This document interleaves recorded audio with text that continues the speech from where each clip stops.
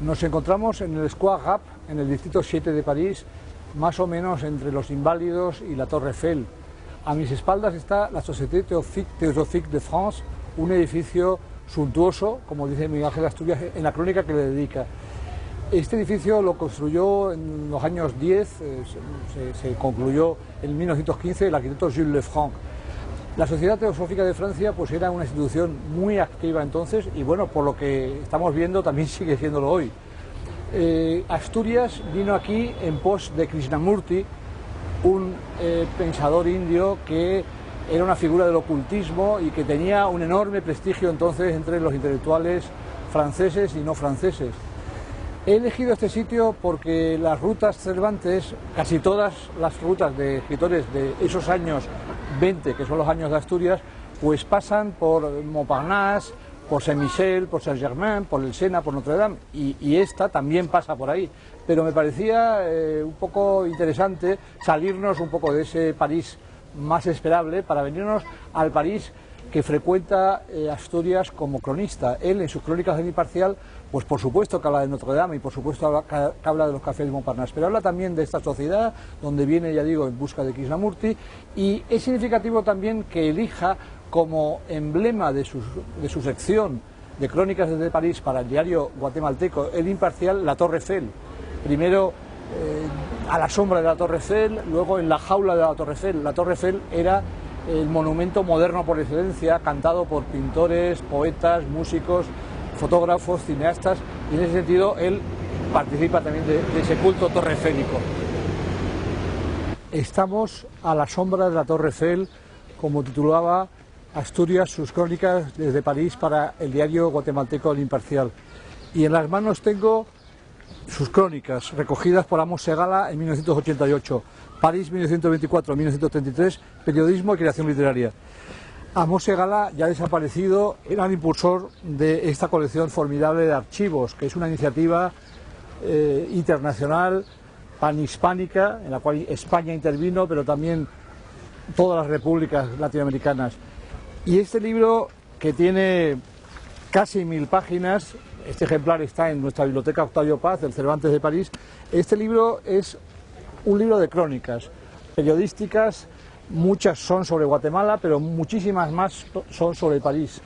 Es un libro en el cual se ve el hacerse de un joven escritor latinoamericano que descubre la modernidad que fluye por tantos canales en París, que reflexiona sobre su tierra con la cual está siempre en contacto y que cuenta de todo. En el libro está el París de la política, está el París de los espectáculos, está el París del teatro, está el París del cine, de las películas soviéticas, por ejemplo, Einstein, o de las películas de vanguardia, el brasileño Cavalcanti.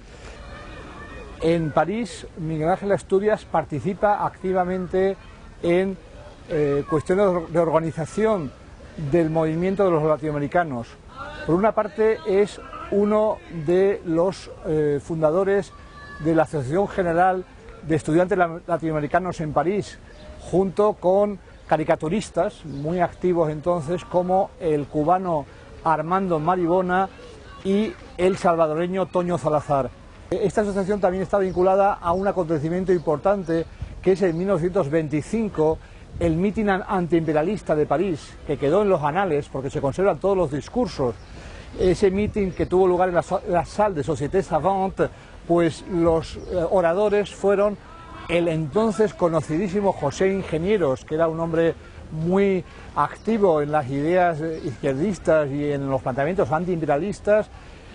Además estaba entre los oradores estaba Miguel de Unamuno, que estaba en el exilio después de haberse opuesto en España a la dictadura de Primo de Rivera. Estaba Eduardo Ortega y Gasset, no el filósofo, a veces se ha escrito que era el filósofo, no, es un hermano del filósofo que pertenecía a los mismos círculos antimonárquicos y prorrepublicanos que pertenecía entonces Unamuno. Y en ese mitin están también el peruano Víctor Raúl Haya de la Torre, que pronto sería el fundador del APRA, un partido con vocación internacional que solamente al final se consolidó en Perú, en la tierra natal de este señor. Y luego también participó el uruguayo Carlos Quijano, que también tendría una actividad importante, sería después uno de los intelectuales importantes del Partido Comunista Uruguayo, y finalmente Miguel Ángel Asturias. Es decir, realmente la presencia de Asturias entre este elenco de figuras nos habla de su pertenencia a un París latinoamericano muy comprometido en esa causa del antiimperialismo, que en ese caso tenía una fuerte connotación anti-norteamericana, lógicamente. Miguel Ángel Asturias está presente en revistas de la vanguardia de París, como puede ser Bifur, que era fantástica, en la cual también encontramos a Comte de la Serna y a otros escritores de nuestro idioma. Estuvo presente en Le Phare de Neuilly, que es otra revista literaria de vanguardia, y luego participó en la fundación de la Revue du Guatemala, que es una publicación específicamente centrada en su país, y también lo encontramos en el sumario del único número de una revista magnífica llamada Imán, que hacía una rica heredera argentina, Elvira de Alvear, de la cual Borges estuvo perdidamente enamorado, que le perdió un manuscrito a Neruda. Era una mujer con mucha historia, y en la revista Asturias, además de colaborar con textos de creación, pues traduce textos de Léopold Fargue, un gran escritor francés de aquella época, y otro texto de un escritor ruso, Boris Pilniak. En ese caso, evidentemente, lo tradujo del francés, no del ruso, que no sabía. La ruta Cervantes sobre Miguel Ángel Asturias, como casi todas las rutas, pasa también a la fuerza por Montparnasse. Los cafés de Montparnasse eran realmente un ágora donde se reunían españoles y latinoamericanos a discutir, a pelearse, en fin, todo lo que supone la palabra española tertulia. El año 24 en concreto es en la Rotonde, tan frecuentada por todos, donde Miguel Ángel Asturias conoce a Miguel de Unamuno, recientemente exiliado. De ahí surge la posibilidad de hacerle una entrevista para El Imparcial, que la va a hacer en el hotel donde vive Unamuno. Y la relación se mantendrá, continuará, puesto que Asturias en otra crónica contará que Unamuno pasa por su pensión frente a la Sorbona para dejarle un ejemplar de su libro de poemas de Fuerteventura a París, y luego coincidieron en el mitin del 25 antiimperialista de París. En el mismo café, en la Rotonde, donde también frecuentaba la tertulia de Unamuno, es donde Asturias conoce a Vicente Blasco Ibáñez, al cual también va a entrevistar. Va a ser una entrevista igual que la de Unamuno, muy política. También es en Montparnasse donde frecuenta a Fullita, donde frecuenta a César Vallejo, donde frecuenta a Carpentier, con el cual tiene mucho contacto porque muchas veces hablan de las mismas cosas en sus crónicas. Y también allí es donde frecuenta a Mateo Hernández, que le hace un célebre busto. Y por último, yo destacaría la conexión de Asturias con el padre de todas las vanguardias hispánicas, que es Ramón Gómez de la Serna. En concreto, le va a hacer el año 28 una entrevista que, según se dice en sus primeras líneas y según se dice en toda la crónica, está hecha en un avión sobrevolando París. Yo no estoy totalmente seguro de si eso fue así o es una licencia literaria.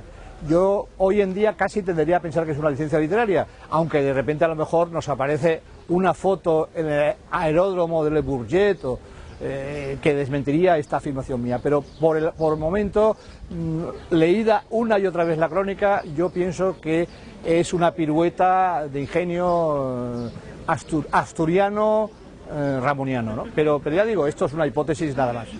Al final de su vida, Miguel Ángel Asturias volverá a vivir en París. Lo hará en su condición de embajador, por lo tanto hay que buscar su huella en esa Avenue de Courcelles, donde estaba entonces la embajada.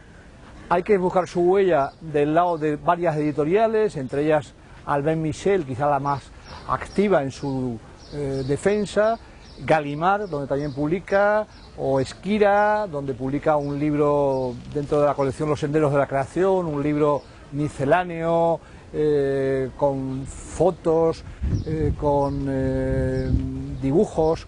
Hay que recordar que Miguel Ángel Asturias en 1968 organiza una exposición sobre el arte maya del Guatemala, aquí en París, en el Grand Palais.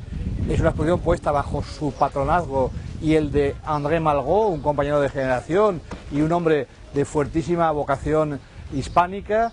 Luego hay que recordar que está enterrado en el cementerio del Père Lachaise y que sobre su tumba está el facsímil de una estela maya, el rasgo de inscripción en la cultura maya, de reivindicación de la cultura maya, es patente en toda la trayectoria de Asturias, y además muchos de sus amigos franceses y no franceses insisten en sus rasgos maya, ¿no?, en su propio aspecto como de una estatua maya, ese aspecto que dio muy bien Henri Cartier-Bresson en la foto que le sacó en la embajada cuando el Nobel. Y luego hay que recordar también el hecho de que en la BNF, en la Biblioteca Nacional, en su sede antigua de la sede Richelieu, a la cual se accede por la Rue Vivienne, pues están todos sus manuscritos y archivos personales que decidió legar aquí y no a otro sitio. Es muy significativo, no creo que haya otro legado tan importante de un escritor de nuestro idioma en la ciudad de París, y nosotros nos hemos asomado a algunas de las cajas que contienen ese legado y nos hemos encontrado desde con el diploma del Nobel o el diploma del premio Lenin otorgado por el gobierno soviético, hasta pues sus libretas de apuntes, de señas, unos cuadernitos, unas hojas sueltas. En concreto se ve, por ejemplo, la faceta de singular dibujante que, como tantos otros escritores del siglo XX, hay en Miguel Ángel Asturias.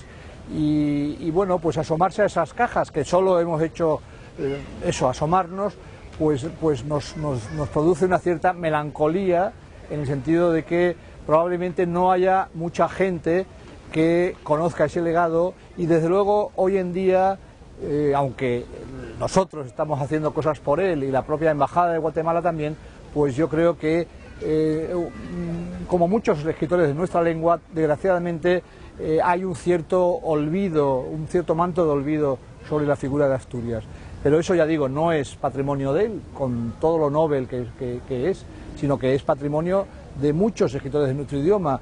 Esta ciudad ha acogido a tantos escritores de tantos idiomas, pues que cada uno de esos escritores está aportando una contribución al laberinto que es París. En cualquier caso, es hermoso saber que dentro de ese laberinto está ese pequeño tesoro que son las cajas Asturias en la BNF.